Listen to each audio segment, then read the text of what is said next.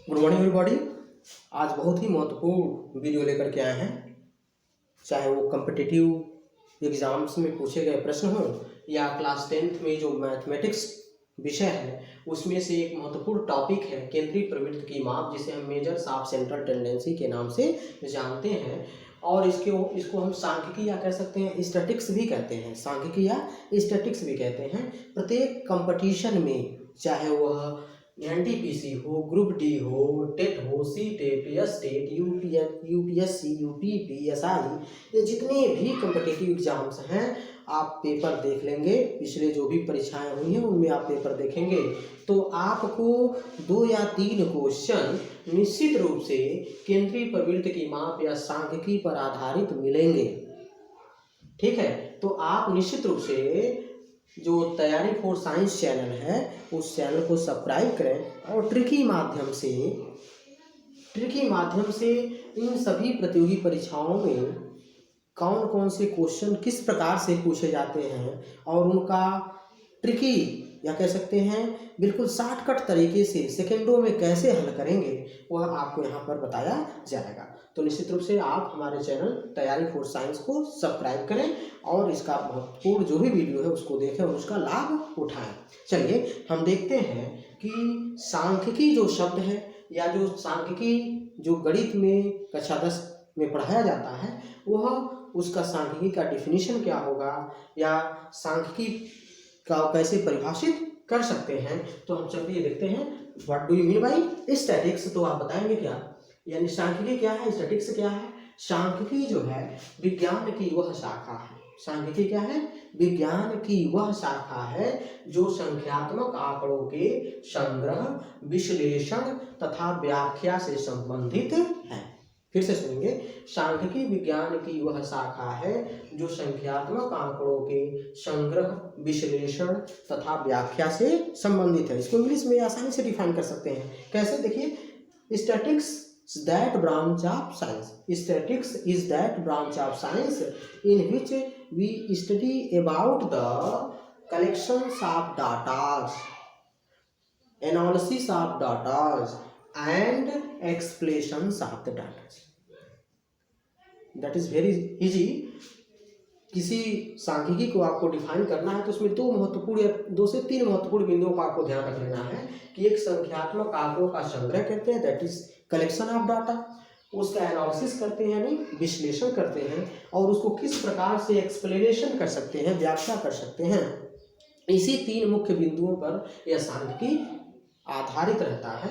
चलिए तो सांख्यिकी का परिभाषा आप फिर से देख लें। सांख्यिकी विज्ञान की वह शाखा है जो संख्यात्मक आंकड़ों के संग्रह, विश्लेषण तथा व्याख्या से संबंधित है। अब ये जो आंकड़े हैं उन आंकड़ों का प्रदर्शन, डिमॉन्स्ट्रेशन ऑफ डाटा या रिप्रेजेंटेशन ऑफ डाटा, यानी आंकड़ों का प्रदर्शन हम किन किन रूपों में कर सकते हैं इसको हम देखते हैं। यानी आंकड़ों का प्रदर्शन जिसको हम क्या कह सकते हैं, रिप्रेजेंटेशन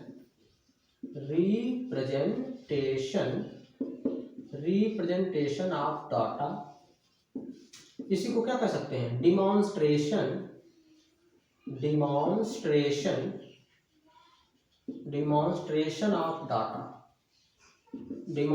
ऑफ डाटा। ठीक है, केवल गणित के ही क्वेश्चन आपको नहीं सॉल्व कराए जाएंगे इस चैनल पर। इस चैनल से आपको विभिन्न प्रतियोगी परीक्षाओं में, चाहे वो जीव विज्ञान से संबंधित हो, फिजिक्स से संबंधित हो, केमिस्ट्री से संबंधित हो, सभी विषयों का एक सार आपको मिलेगा इसमें। और आप इसमें अगर आप जुड़ते हैं तो निश्चित रूप से आपको इसका सकारात्मक प्रभाव देखने को मिलेगा।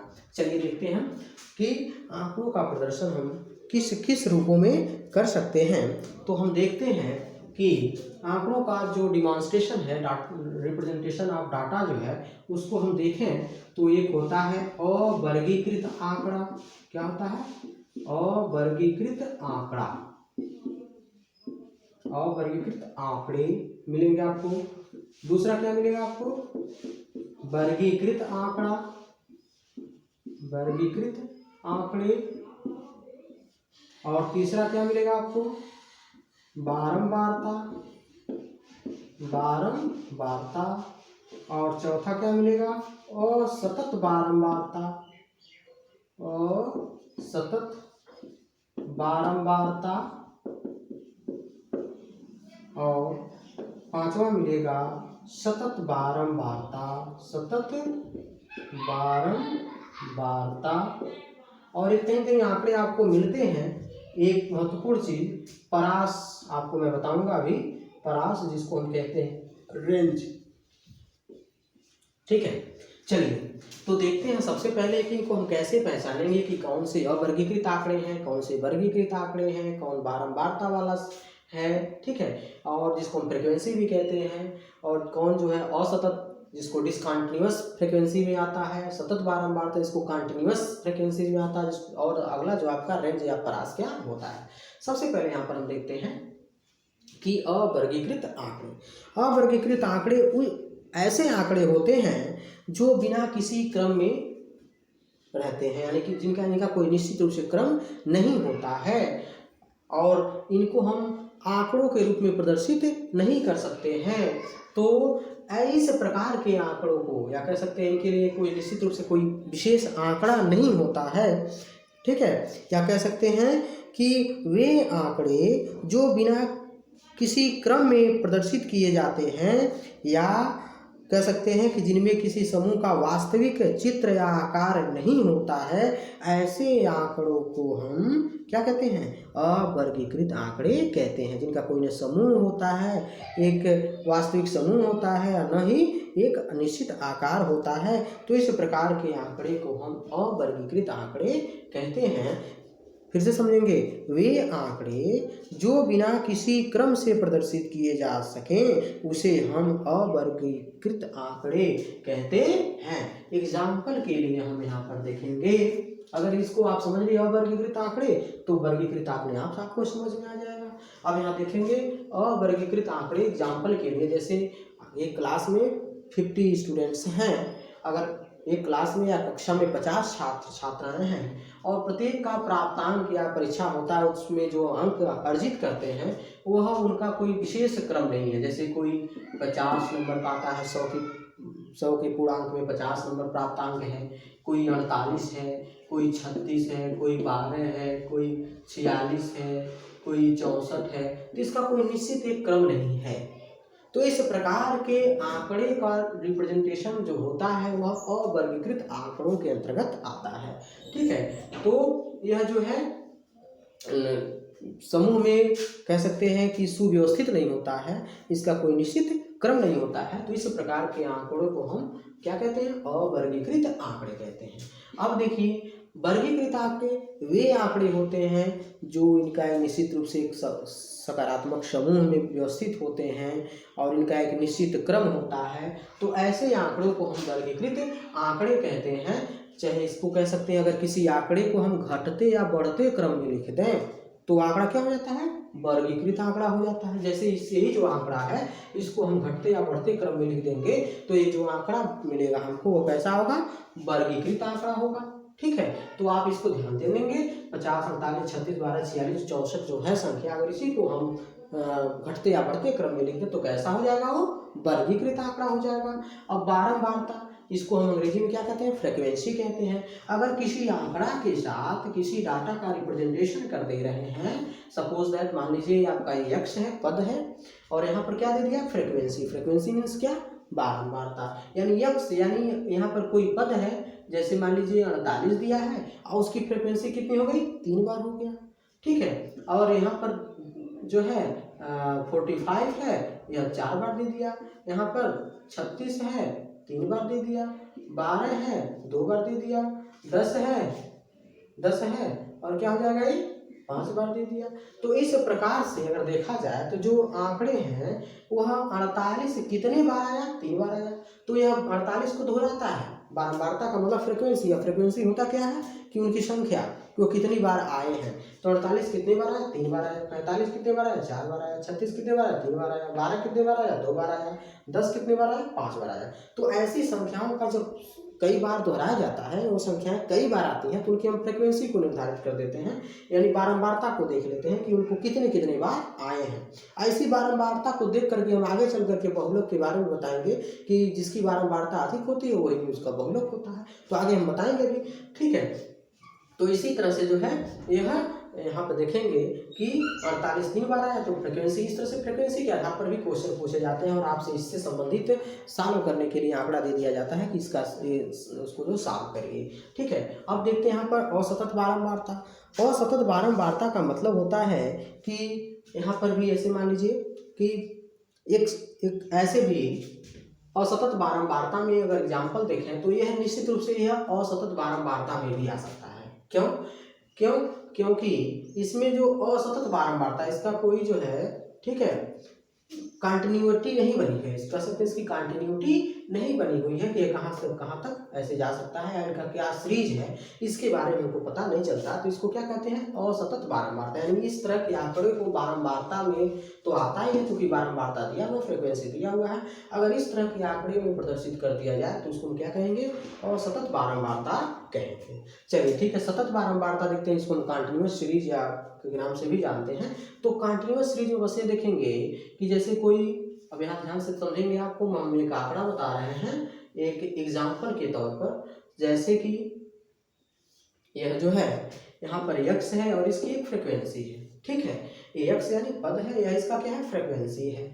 यक्स क्या है, पद है, एक इसका क्या है, बारंबारता है, बारंबारता है। ठीक है, अब यहाँ यक्स है, अगर लिख दिया जाए 10 से 20, 10 से 20, यानी इसमें क्लास इंटरवल दिया है, वर्ग अंतराल दिया है। सतत बारंबारता में आप देखेंगे कि इसमें क्लास इंटरवल दिया रहता है, अर्थात वर्ग अंतराल दिया रहता है। यानी 10 से 20 कितने बार आ गए, मान लीजिए 4 बार आ गए। फिर 20 से 30 कितने बार आ गए, 2 बार आ गए। फिर 30 से 40 कितने बार आ गए, 8 बार आ गए। तो इस तरह से जब आपको आंकड़ा मिले तो इसको हम क्या कहते हैं, क्या कहेंगे, सतत बारंबारता। क्या कहेंगे, सतत बारंबारता। चलिए एक और ही जो है आपके पास एक छूट रहा है, क्या है, परास, जिसको हम रेंज कहते हैं। तो रेंज को कैसे हम डिफाइन करेंगे या रेंज होता क्या है, इसको कैसे हम समझेंगे। ठीक है, तो चलिए रेंज को बता देते हैं, उसके बाद तब हम आपको बताते हैं कि केंद्रीय प्रवृत्ति की माप के लिए कौन कौन से जो रिप्रेजेंटेशन के लिए किस किस प्रकार के आंकड़ों का गणना हम करते हैं, उन आंकड़ों का गणना करने के लिए किस किस प्रकार के सूत्र हमें अपनाने होते हैं, उसको कैसे हम ट्रिकी माध्यम से उसको हल कर सकते हैं, उसको हम आज देखेंगे। चलिए ठीक है, परास के बारे में बताने वाला था। परास क्या होता है, तो परास, इसको अंग्रेजी में हम क्या कहते हैं, परास को अंग्रेजी में हम रेंज कहते हैं। परास को अंग्रेजी में क्या कहते हैं, रेंज। ठीक है, तो रेंज होता क्या है, तो रेंज को डिफाइन करने के लिए आप सिंपल सी भाषा में यूज करेंगे कि आंकड़ा जो दिया गया है उसमें जो सबसे मैक्सिमम ऑब्जर्वेशंस में से सबसे मिनिमम ऑब्जर्वेशन को अगर घटा देते हैं तो आपका परास निकल जाता है। ठीक है, तो यानी रेंज को हमको डिफाइन करना है, रेंज। ठीक है, तो रेंज लिखेंगे, रेंज लिखिए, रेंज RANGE, रेंज यानी परास, जिसको हम कहते हैं रेंज। ठीक है, अब परास को परिभाषित करना है तो कैसे परिभाषित करेंगे। ठीक है, यानी परास जो होता है वह अधिकतम तथा न्यूनतम प्रेक्षणों का अंतर होता है। परास क्या है, अधिकतम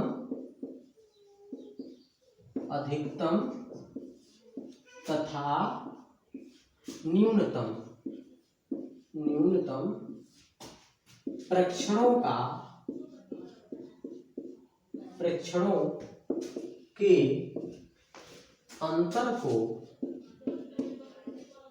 अंतर को परास कहते हैं, जिसको रेंज कहते हैं। ठीक है, अब जो ऑब्जर्वेशंस हैं, जैसे मान लीजिए आपके पास सबसे ऑब्जर्वेशन को देखने के लिए अभी हम एक आंकड़ा प्रस्तुत कर रहे हैं, उस आंकड़ों में आप निश्चित रूप से बता सकते हैं कि किस प्रकार से कौन सा रेंज, उसका रेंज कैसे निर्धारित करेंगे। जैसे मान लीजिए आंकड़ा हम दे रहे हैं, अब आपको रेंज बताना है, आंकड़ा मैं प्रस्तुत कर रहा हूँ, मान लीजिए x है, यहाँ पर f है, अब इसको आपको रेंज बताना है, तो रेंज कैसे बताएंगे, जैसे 10 से क्या है 20, 20 से क्या है 30, 30 से क्या है 40, 40 से क्या है 50। ठीक है, अब ये इनकी आंकड़ा अगर देखा जाए 10 से 20 कितने दिए गए हैं, तो 10 से 20 दिए गए क्या, जैसे 1 2 यानी 1 बारे दिया गया है, 2 बारे दिया गया, 3 बारे दिया गया है, ठीक है, और 4 बारे दिया गया है। अगर और भी कोई आंकड़े हैं इसके साथ, जैसे मान लीजिए 50 से 60, ठीक है। अब ये आंकड़े जो दिए गए हैं ये 5 बार दिया गया है, ठीक है। तो जो परीक्षण किया है आपने उसमें मैक्सिमम जो ऑब्जर्वेशन कितने हैं, 5 हैं। तो मैक्सिमम ऑब्जर्वेशन यानी यहाँ पर लिख सकते हैं परास बराबर मैक्सिमम ऑब्जर्वेशन, यानी maximum observation minus minimum observation, ठीक है। तो मैक्सिमम ऑब्जर्वेशन कितना आया आपका, मैक्सिमम आ गया आपका 5 और मिनिमम क्या है 1, तो इक्वल टू क्या आ जाएगा 4, यानी आंसर क्या आ जाएगा आपका 4 हो जाएगा। यानी मैक्सिमम ऑब्जर्वेशन में से मिनिमम ऑब्जर्वेशन को एक तरह से सब्सट्रैक्ट कर दें या अंतर कर दें तो क्या हो जाएगा, वो रेंज पता चल जाता है। यानी मैक्सिमम ऑब्जर्वेशन कोई भी आंकड़ा अगर मान लीजिए तो कह सकते हैं कि क्लास इंटरवल या कह सकते हैं कि सतत श्रृंखला वाला आंकड़ा है। अगर ऐसे भी आंकड़े हों क्लास में, अगर मान लीजिए जो सबसे अधिक नंबर पाता है वो मैक्सिमम ऑब्जर्वेशन वाला हो गया, और क्लास में जो सबसे लोअर नंबर यानी सबसे कम नंबर अर्जित करता है वो न्यूनतम ऑब्जर्वेशन वाला हो गया। यानी सबसे अधिक नंबर वाले में से सबसे कम नंबर वाला घटा देंगे तो क्या निकल जाएगा, ये परास निकल जाएगा। इस तरह से आप इसका कैलकुलेशन कर सकते हैं, कोई दिक्कत नहीं है। चलिए, ये तो आपको मैंने बताया कि आंकड़ों का रिप्रेजेंटेशन कैसे कैसे कर सकते हैं। आगे हम देखते हैं कि आंकड़ों को जो है रिप्रेजेंट करने के दौरान किन किन रूप में जो है हम केंद्रीय प्रवृत्ति की माप को ज्ञात कर सकते हैं। तो जो केंद्रीय प्रवृत्ति की माप होती है, केंद्रीय प्रवृत्ति की माप, या माप यहाँ देख लेते हैं मेजर्स ऑफ सेंट्रल टेंडेंसी। अब इसको हम देखा जाए तो 2 रूपों में देख सकते हैं। एक देखेंगे तो क्या पता चलेगा, एक देखेंगे तो एक देखेंगे गणितीय माध्य होता है और एक होता है स्थितीय माध्य। क्या देखेंगे, गणितीय माध्य और एक देखेंगे आपको स्थितीय माध्य, ठीक है। गणितीय माध्य और स्थितीय माध्य, यानी केंद्रीय प्रवृत्ति की मापों को देखा जाए तो 2 रूपों में आपको पता चलेगा, गणितीय माध्य और स्थितीय माध्य। तो गणितीय यानी अरिथमेटिकल मीन एक तरह से देखेंगे, और एक क्या होता है पोजिशनल मीन। अब यहाँ देखेंगे हम सबसे पहले केंद्रीय प्रवृत्ति की माप को निर्धारित करने के लिए इनको 2 भागों में बांटा गया है। सबसे पहले होता है गणितीय माध्य, ठीक है, और दूसरा क्या देखेंगे स्थित माध्य, स्थित माध्य, ठीक है। अब गणितीय माध्य में क्या किया जाता है, जैसे कि आप निकालते हैं समांतर माध्य को अंग्रेजी में क्या कहते हैं, अरिथमेटिकल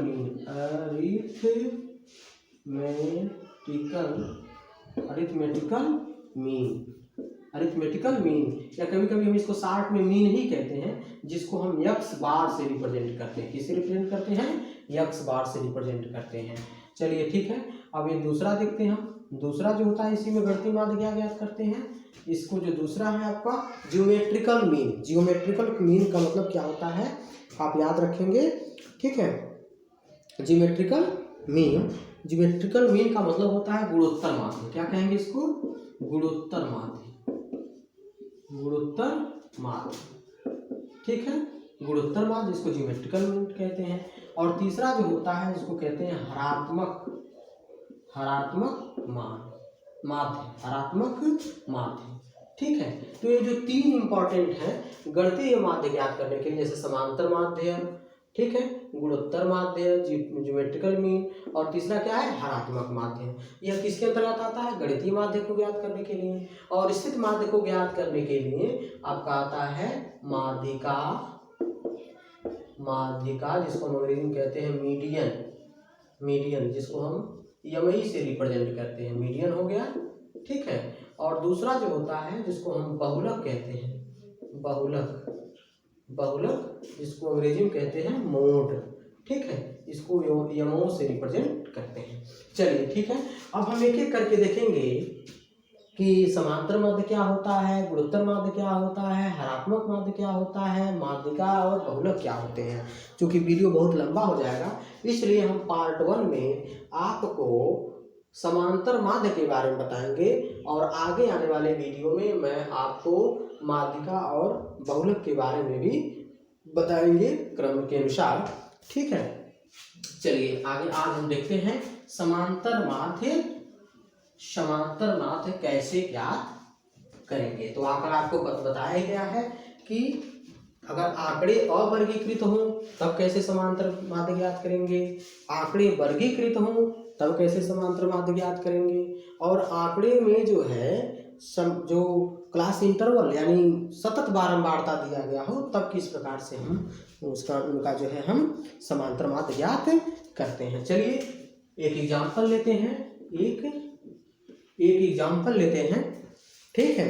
एक एग्जाम्पल मैं लेकर के बताता हूँ आपको कि एक बल्लेबाज ने 6 पारियों में, जो मैं बता रहा हूँ या निश्चित रूप से किसी न किसी कंपटीशन में पूछे गए प्रश्न हैं उसको नोट करिए कि एक बल्लेबाज ने, एग्जाम्पल के लिए एक सवाल लेते हैं, क्या एक बल्लेबाज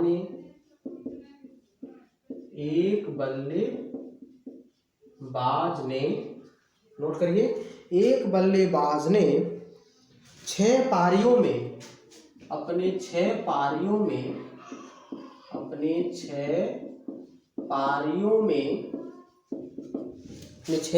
में, ठीक है, निम्न प्रकार से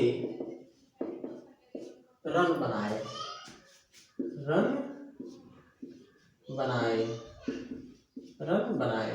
ठीक है।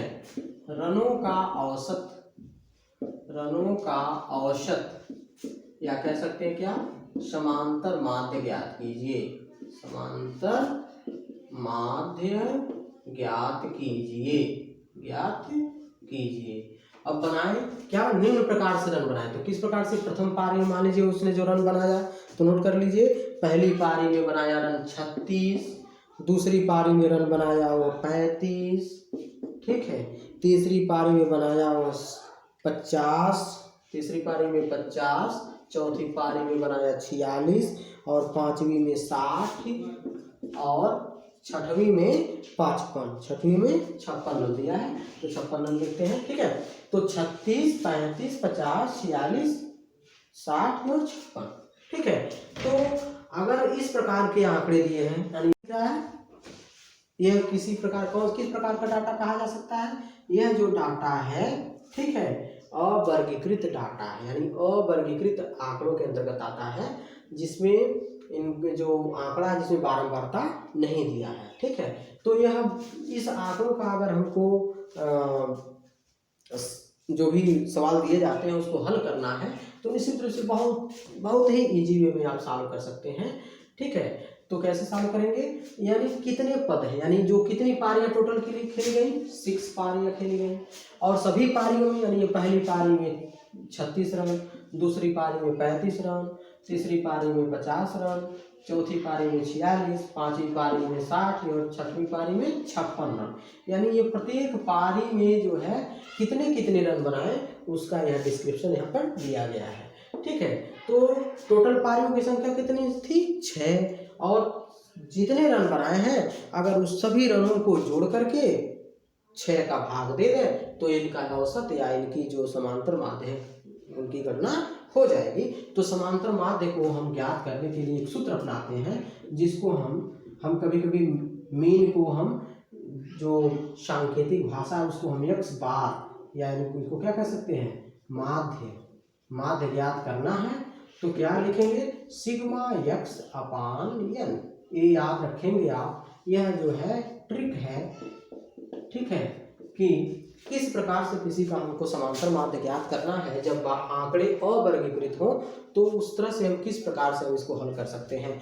तो समांतर माध्य या औसत ज्ञात करने के लिए इसको लिख देते हैं समांतर माध्य। तो समांतर माध्य ज्ञात करने के लिए हम किस प्रकार के सूत्र का प्रयोग करते हैं, सिग्मा x अपान n, यानी क्या कर सकते हैं, पदों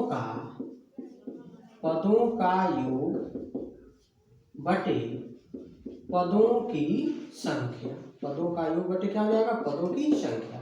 तो पदों का योग यानी जितने भी ऑब्जर्वेशंस हैं उनका क्या कर देंगे, योग कर देंगे। योग करेंगे तो पहली पारी में कितना खेला था, 36 धन 35 धन 50 धन 46 धन 60 धन 55। ठीक है, अब इनको जोड़ देंगे और जोड़ने के बाद कितने हैं, कितनी पारी हम 1 2 3 4 5 6 पारी से डिवाइड कर देंगे। जो हमारा आंसर आएगा वह हो जाएगा क्या, आप देखेंगे कि कुल पारियों में कुल जो है 282 रन बना और 6 से भाग दे देंगे। तो 6 से भाग देंगे तो 6 चौक 24 हो जाएगा, 4 बचेगा यानी 6 सके 42 यानी 47 मान सकते हैं। इनका जो औसत बना वो कितना बनेगा, 47 रन का। ये क्या हो जाएगा, एवरेज भी हो सकता है, एवरेज भी कर सकते हैं, या इसका समांतर माध्य है, इसको क्या आ जाएगा, इस समांतर माध्य कैलकुलेशन हुआ। ठीक है, समांतर माध्य। ठीक है, यानी इनका समांतर माध्य कितना हो जाएगा, 47 से ही हो जाएगा आंसर। ठीक है, चलिए इसी प्रकार से हम कई तरह के क्वेश्चन, एक क्वेश्चन मैं देता हूं, आप उसको नोट कर लें और इसको लगा करके हमको आप बताएंगे कि किस प्रकार से, कमेंट बॉक्स में इसका आंसर क्या होगा, किस प्रकार से कैसे आपने लगाया। ठीक है, लिखिए, निम्नलिखित संख्याओं का समांतर माध्य ज्ञात कीजिए, निम्नलिखित संख्याओं का समांतर माध्य ज्ञात कीजिए। ठीक है, कैसे नोट करें, 46 45 60 55 63 62 इतनी संख्याएं दी हुई हैं।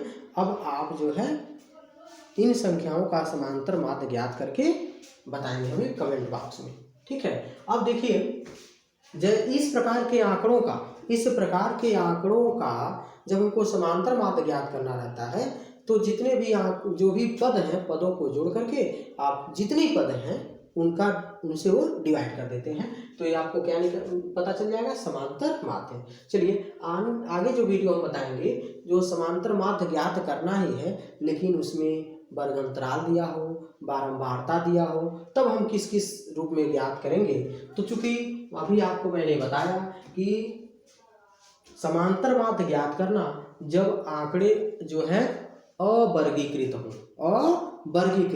ठीक है, और उसके बाद आप समांतर माध्य ज्ञात करेंगे कि समांतर माध्य ज्ञात करना जब आंकड़े वर्गीकृत हो और बारंबारता भी दिया हो।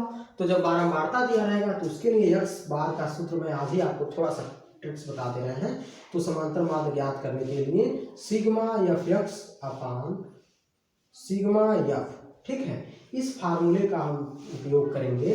ठीक है, जब बारंबारता दिया हो, आंकड़े में क्या दिया गया, बारंबारता दिया गया हो यानी फ्रीक्वेंसी दी गई हो, तो यक्स क्या है, पद है, यानी सभी जो जितने पद हैं उनका हम फ्रीक्वेंसी में गुणा करेंगे और गुणा करने के बाद उनको जोड़ देंगे और जो भी फ्रीक्वेंसी है उनको जोड़ देंगे और जोड़ करके ऊपर वाले में भाग दे देंगे, तो क्या निकल जाएगा, समांतर माध्य। कब, जब आंकड़े वर्गीकृत हो और जिसमें बारंबारता दिया हो। तो इसके भी कई ट्रिक्स हैं, इसको भी हम आगे बताएंगे। ठीक है, हम आगे जानने के लिए हमारे चैनल पर आप बने रहें। ठीक है, थैंक यू।